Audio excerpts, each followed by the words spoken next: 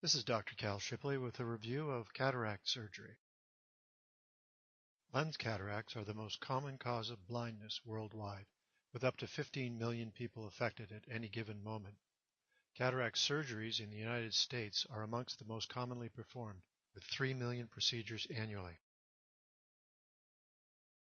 The structure of the human lens, also known as the crystalline lens, is a highly ordered and complex arrangement of specialized cells containing a high content of cytoplasmic proteins.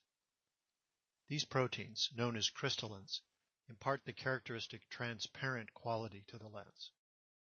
Unlike other epithelial tissues in the human body, the crystalline lens does not shed non-viable cells, and as a result is much more susceptible to the degenerative effects of aging.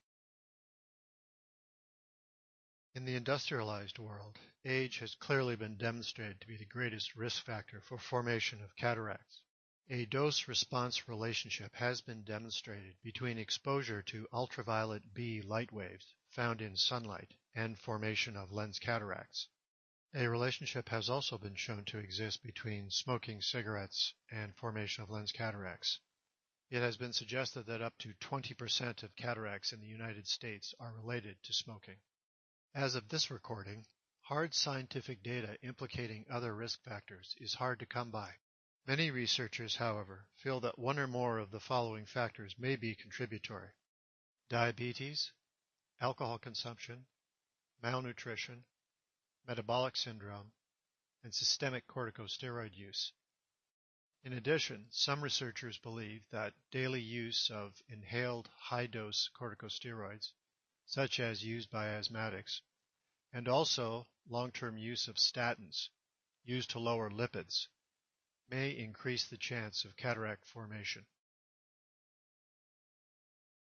Here is a comparison of a normal crystalline lens on the left and a lens affected by dense cataract formation on the right. The appearance of a cataract may vary considerably in terms of color and apparent texture, but the one demonstrated here is a fairly common type.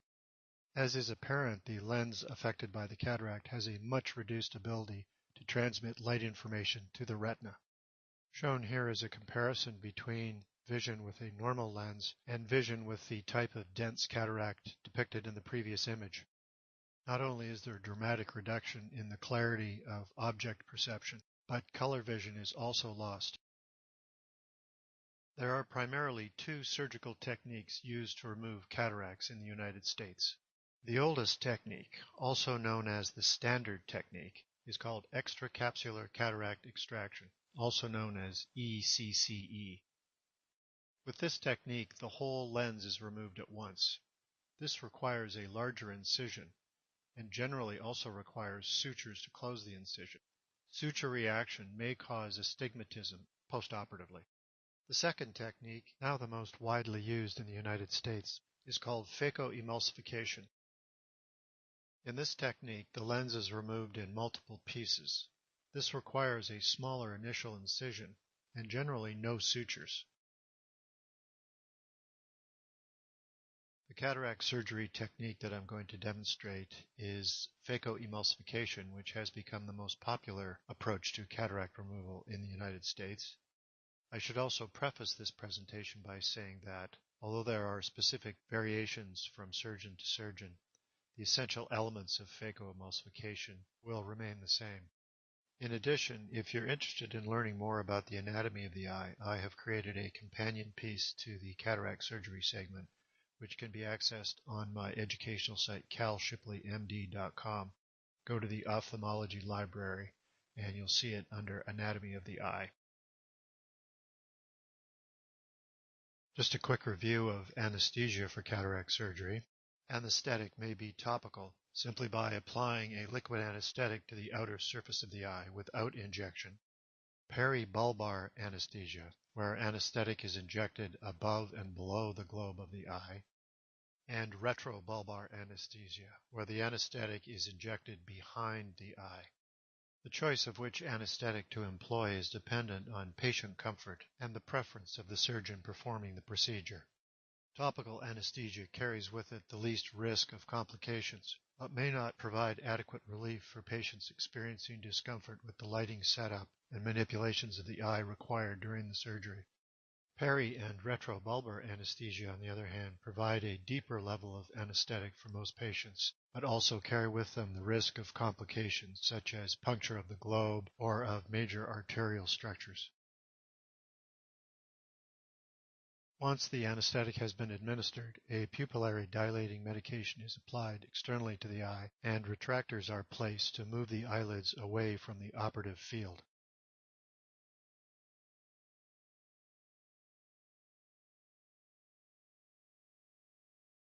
To start the procedure, a small superficial incision is made in the conjunctival membrane at the edge of the cornea. This incision may theoretically be placed at any point along the circumference of the corneal edge, but in practice, the location depicted here is fairly common. Once the conjunctival incision has been made, a cutting tool is then used to extend this incision through the cornea and into the anterior chamber. This incision is known as a limited peritomy and provides access to the lens. This side view of the eye in cross-section shows how the peritomy incision provides access to the anterior chamber and hence to the lens. One of the key advantages of the phacoemulsification technique when used to remove a cataract is that this peritomy incision is much smaller than used in the standard ECCE technique previously mentioned. A smaller peritomy incision is then created to allow access for a second instrument during the procedure.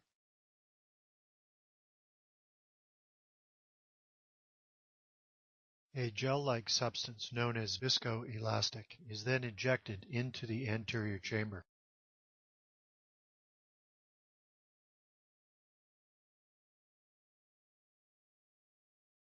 The viscoelastic prevents the cornea from collapsing and maintains the volume of the anterior chamber, providing the surgeon with adequate room to manipulate instruments during the procedure. The lens is completely contained in a membranous envelope known as the lens capsule. The final step in gaining direct access to the lens is to create an opening in the lens capsule. This is known as a capsulotomy. The tapered tip of an instrument is used to create the opening.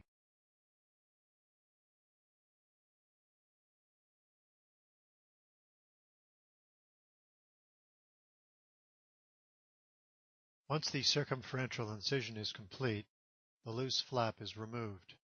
The lens is now accessible.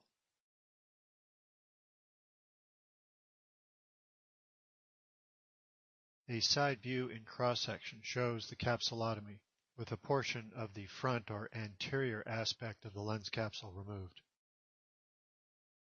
As seen in cross-section here, the lens consists of 3 layers: an inner nucleus, surrounded by 2 thinner layers, the epinucleus and the cortex. In order to protect the lens capsule from injury during manipulation of the lens, it is important to separate the epinucleus and cortex from both the lens capsule and the nucleus of the lens. The process of separating the epinucleus from the nucleus of the lens is known as hydrodelineation. A balanced salt solution is injected between the epinucleus and the nucleus, and the hydrostatic pressure separates the 2 layers as depicted here.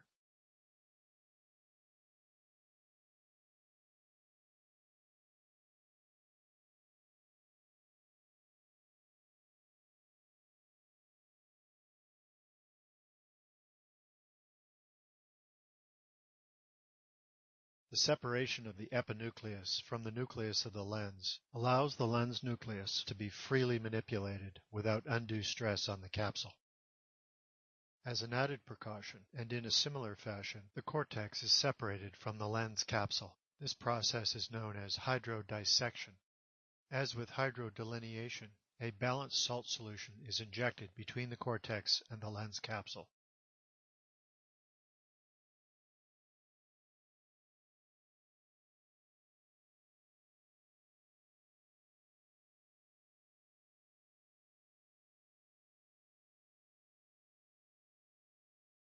The separation of the cortex and the lens capsule further reduces the chances for stress on the capsule during manipulation of the lens nucleus. Once hydrodelineation and